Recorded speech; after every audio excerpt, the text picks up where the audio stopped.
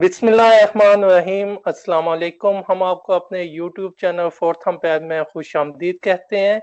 आज हमारे बोनसर के एपिसोड में बहुत बहुत बहुत स्पेशल गेस्ट है हमारे, जिन्होंने अपने बहुत ख़ास टाइम में से और मसरूफियत में से वक्त निकाला है, और यकीनन हमारा ये शो बहुत ज़बरदस्त होने वाला है। लेकिन उससे पहले आपने अभी तक अगर हमारा चैनल सब्सक्राइब नहीं किया तो इसको सब्सक्राइब करें, ताकि मजीद इस तरह की वीडियोस आप तक पहुंच सके। आज हमारे बोनसर के एपिसोड में जो हमारे मेहमान हैं वो किसी भी तारफ के मोहताज नहीं। जी, आज हमारे मेहमान हैं पाकिस्तान की टीम के साबिक कप्तान जनाब राशिद लतीफ़ साहब। अस्सलाम वालेकुम राशिद भाई, कैसे हैं आप? वालेकुम सलाम फैयाद, कैसे हैं आप? ठीक हैं, खैरियत से? जी अल्हम्दुलिल्लाह। सबसे पहले तो राशिद भाई आपका बहुत बहुत शुक्रिया कि आपने अपने कीमती टाइम में से टाइम निकाला और हमारे शो में आए। सबसे पहले राशिद भाई मैं ये जानना चाहूंगा कि कराची के एक आम से लड़के से पाकिस्तान की टीम के कप्तान बनने तक का आपका सफर कैसा था? कौन कौन सी मुश्किलात उसमें आपको पेश आई? पहले तो आपका शुक्रिया, आपने मदऊ किया अपने शो में।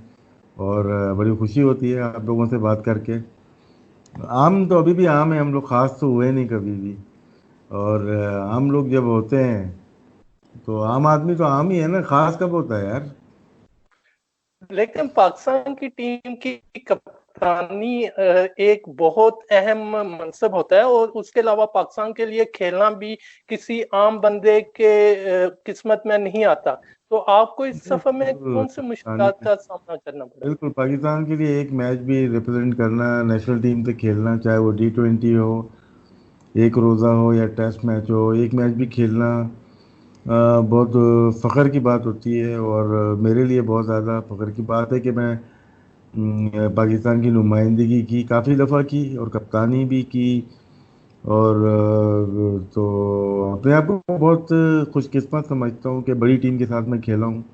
पाकिस्तान के नामवर खिलाड़ी, सितारे जो गुज़रे हैं, हिस्ट्री के बेस्ट प्लेयर्स जो गुज़रे हैं, उनके साथ खेलने का मौका मिला। और बड़ा इन्जॉय की क्रिकेट को अपनी। बहुत ही कैरियर उतार चढ़ाव रहा, लेकिन ये है कि बहुत मज़ा आया, एंजॉय किया अपने क्रिकेट को मैंने बहुत ज़्यादा। पाकिस्तान के लिए टेस्ट कैप हासिल करना या वनडे कैप हासिल करना कितना टफ था उस वक्त? यार, किस्मत होती है। प्लेयर मोस्टली एक जैसे ही होते हैं। जब 50 खिलाड़ी खेल रहे होते हैं, विकेट कीपर्स को अगर मैं लेता हूँ अपने दौर से मिलाता हूँ, बिलाल थे उस वक्त, ताई रशीद थे, परवेज़ुल हसन थे, और सलीम यूसुफ भी थे, मोइन खान थे, बहुत सारे प्लेयर आते जाते रहे। तो टफ था, ऐसा नहीं कि टफ नहीं था। तो लकी कह सकते हैं, सब एक जैसे ही होते हैं। जिसको मौका मिलता है एक दो मैच शुरू के मैचेस में परफॉर्म कर देता है, तो उसकी किस्मत खुल जाती है। तो मैं भी अपने आप को समझता हूँ कि 19-20 का फ़र्क होगा मेरे और दूसरों में। मौके मिले मुझे, मैंने परफॉर्म कर दिया, फिर वो गाड़ी चल पड़ती है। ये नहीं बोलूँगा कि यानी उनका साथ ज़रूर दूंगा, जो मेरे कॉम्पिटिटर थे उन्होंने भरपूर तैयारी की, बस किस्मत में मेरे लिखा हुआ था, ये कह सकते हैं आप। पाकिस्तान की टीम में आने तक किस शख्स ने आपकी सबसे ज्यादा सपोर्ट की, फैमिली में और फैमिली से बाहर? यार, फैमिली वाले तो वैसे ही सपोर्ट करते हैं, ऐसा नहीं है कि नहीं करते। मुश्किलात हुई शुरू में, घर वाले नहीं चाहते थे, फादर नहीं चाहते थे खेलना, लेकिन सपोर्ट रही घर से। भाई भी खेला करते थे, मतलब कि मोहल्ले की क्रिकेट तो खेलते ही थे ना, तो हम्म, सपोर्ट में। फिर उसके बाद मजीद भाई थे मेरे पहले क्लब के, जो उनका इंतकाल हो गया, काफ़ी अर्सा हो गया। हम्म, मजीद भाई थे जो मुझे क्लब में लेके गए, मलिर कंपेनियन, वहाँ से मैंने शुरू किया। फिर हम्म, दोस्त थे अपने, जफ़र इकबाल चौधरी जो इंटरनेशनल क्रिकेटर बने, वो बहुत क्लोज रहे हैं और आज तक हैं। क्योंकि हम लोग हम्म, स्कूल से, हमारा साथ था, स्कूल हो गया, फिर क्लब हमारा एक था, फिर टेप बॉल से एक साथ खेली हमने, टेनिस हम्म, बॉल से खेली, और फुटबॉल भी साथ खेली, क्रिकेट भी साथ खेली, हॉकी भी साथ खेली इंटर स्कूल में, कॉलेज वेट में। तो स्कूल, कॉलेज, यूनिवर्सिटी एनईडी में आए तो एनईडी के साथ, तो फिर कराची से भी साथ खेले। पाकिस्तान का जब जब वो खेले तो मैं नहीं था, मैं रिटायर हो गया था 95 में। तो जफर चौधरी ऐसा है कि उसे काफ़ी मेरे कुर्बत है, रही है फैमिली के साथ। फिर नदीम खान, आपको पता ही है, मोइन खान के भाई। जी हम शुरू से साथ है हमारा, काफ़ी टाइम से। फिर एक जफर जावेद जो क्रिकेट में नहीं है, एक छोटी सी मतलब कि एक स्पोर्ट्स शॉप शॉप थी, वो हमें स्पॉन्सर किया करते थे बचपन में ही ना। तो जी। उनसे भी आज तक हमारे ताल्लुकात हैं, और बहुत बेपनाह लोग रास्ते में मिलते रहते हैं। लेकिन ये तीन लोग आप कह सकते हैं कि काफ़ी, इन्होंने काफ़ी सपोर्ट किया, हेल्प की। और एक साथ हम परवान चढ़े। और फिर सईद अनवर जो इलाके के हैं, फिर सईद आज़ाद इलाके के थे वो भी, अरशद लई, अतर लई, ये लोग थे जो कि पुराने थे। फिर तारिक आलम, रफ़त आलम, वहीद मिर्ज़ा। तो काफ़ी अच्छा साथ रहा इन लोगों का, सबने सपोर्ट किया, जहाँ जहाँ आगे जाते गए सपोर्ट मिलती रही। फिर जलाल भाई और हारिस खान थे, ले गए कस्टम में, ले गए कस्टम से, फिर यूबीएल चला गया, बस यही कहानी है पूरी।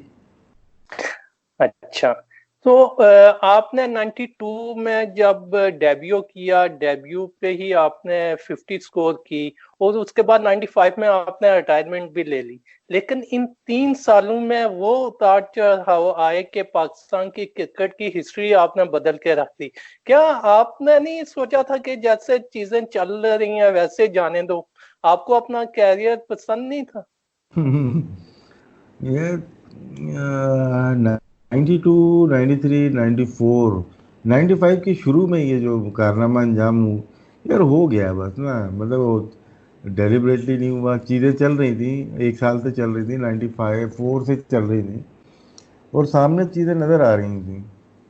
तो उसको लेके चले, बोर्ड को इन्फॉर्म किया, लेकिन चीज़ें बढ़ती चली गई, तो एक्शन लेना पड़ा। नहीं, ये नहीं था कि क्या करना है, क्या साबित कदम रहना था, बस यही कह सकते हैं। और वो बम फोड़ना था, फोड़ दिया, हमारे हाथों से फूटा। लेकिन ये कि बहुत सारी चीज़ें सीखने को मिल गई लाइफ में, कि बहुत ज़्यादा पुरएतमाद था मैं कि जाके बहुत सारी चीज़ें ठीक हो जाएंगी, लेकिन ऐसा हुआ नहीं। तो कुर्बानी का बकरा बनना पड़ा। लेकिन उस पर कोई ऐसा मुझे मलाल नहीं है, कोई ऐसी बात नहीं है। लेकिन मुश्किलात आती हैं लाइफ में, आती हैं, उसको एक सब्र करके आपको लेके चलना पड़ता है। तो तूफान तो मचा, लेकिन ये है कि इतना ज़्यादा मुझे फ़र्क नहीं पड़ा, मैं जैसा था वैसे ही रहा। क्रिकेट तो आने जाने वाली चीज़ है, लेकिन जो चीज़ हो गई या कर दी मैंने, वो लोग सोचेंगे ही, 10 दफ़ा सोचेंगे कि करूँ ना करूँ। वो बस अल्लाह ताला ने ताकत दी थी एक, उसमें कर दिया मैंने। सही। बहुत से लोगों ने क्या राशिद लतीफ के कंधे पे बंदूक रख के चलाई? हाँ, बहुत चली ये बंदूकें, अभी तक चलती हैं, कोशिश करते, कंधा दे देता हूँ मैं। सही।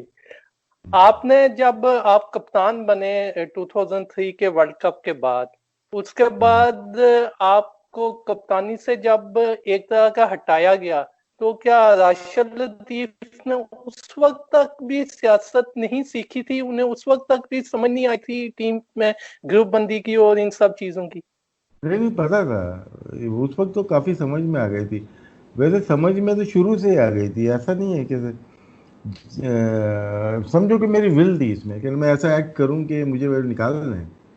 समझो कि मैं हम्म। कामयाब हुआ, वो थोड़ी हुए काम, नुकसान तो उनका ही हुआ ना बाद में।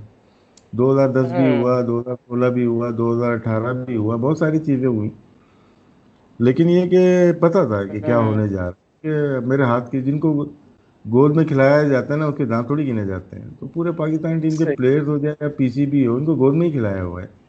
9-10 चेयरमैन हमारे सामने आए गए, तो इनके दांत गिनने की जरूरत ही नहीं है। सही। तो आप क्या पाकिस्तान के चेयरमैन क्रिकेट बोर्ड के अलावा कोई और ओहदा कबूल करेंगे, या सिर्फ आपको अगर पाकिस्तान क्रिकेट बोर्ड के चेयरमैन की ऑफर हो तो फिर ही कबूल करेंगे?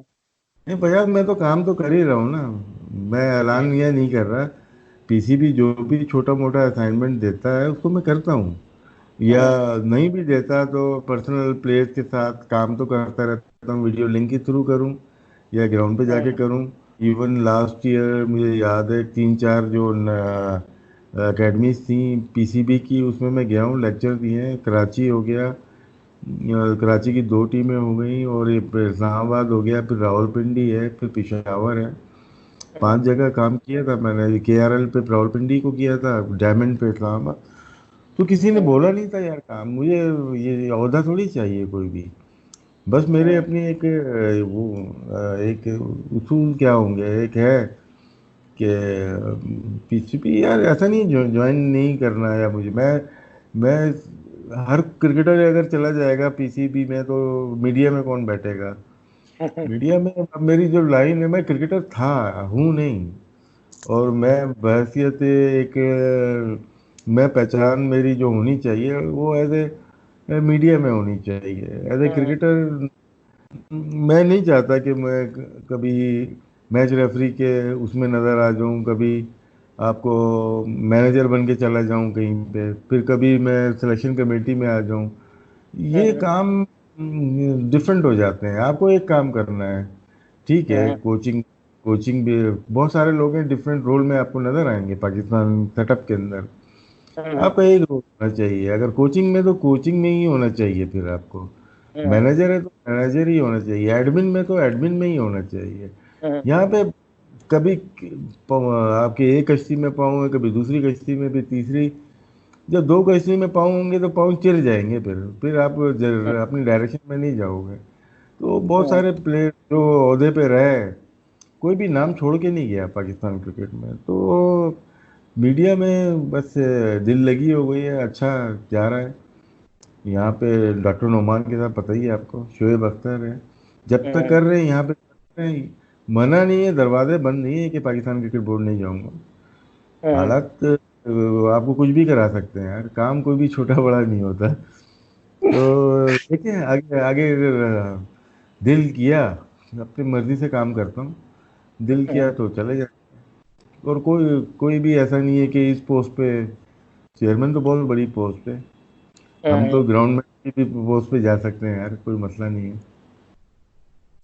आपने अफगानिस्तान की टीम की कोचिंग भी की, वो आपका एक्सपीरियंस कैसा था? फिर आपने बस कोचिंग फील्ड को छोड़ क्यों दिया?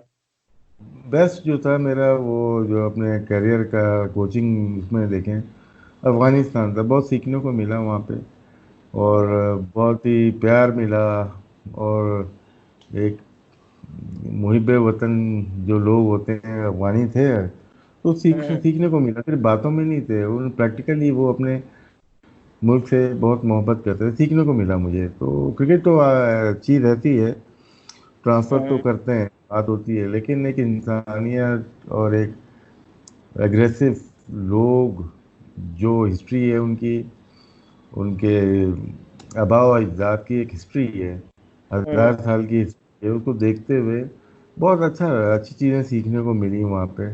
वहाँ लाइफ स्टाइल, क्योंकि मैं शायद और का पता नहीं मुझे, मैं अफगानिस्तान खुद रहा जाके वहाँ पे, चाहे जलालाबाद हो, काबुल था, वहाँ पे बहुत सीखने को मिला, अच्छा रहा। छोड़ने का थोड़ा था उसमें, हमारे यहाँ जैसे चीज़ें थी, वहाँ पे भी कुछ लोग थे जो कि था, सिस्टम थोड़ा ख़राब हो रहा था वहाँ पे ना, पैसों का बड़ा चक्कर आ गया था। एकदम से हम ब्रॉन्ज मेडल ले लिया, और इंटर कॉन्टिनेंटल कप हम जीत गए, पैसा आया, $1 लाख मिला, और फिर गवर्नमेंट ने बहुत सारा पैसा दिया। तो उसमें इश्यूज आ गए थे, टीम हमारी टूटती हुई नज़र आ रही थी, क्योंकि एक्सटर्नल प्रेशर बहुत ज़्यादा थे वहाँ पे। तो मुनासिब समझा कि मैं ना वापस चला जाऊँ, तो वापस आ गया मैं। कुछ लोग कहते हैं वकाई यूनुस से दोस्ती की वजह से भी राशिद लतीफ का कैरियर इतना लंबा नहीं हो सका। नहीं नहीं नहीं, वकार यूनुस की दोस्ती की वजह से यार, नहीं ऐसा नहीं है बिल्कुल। जितनी जो किस्मत में होता है उतना मिला।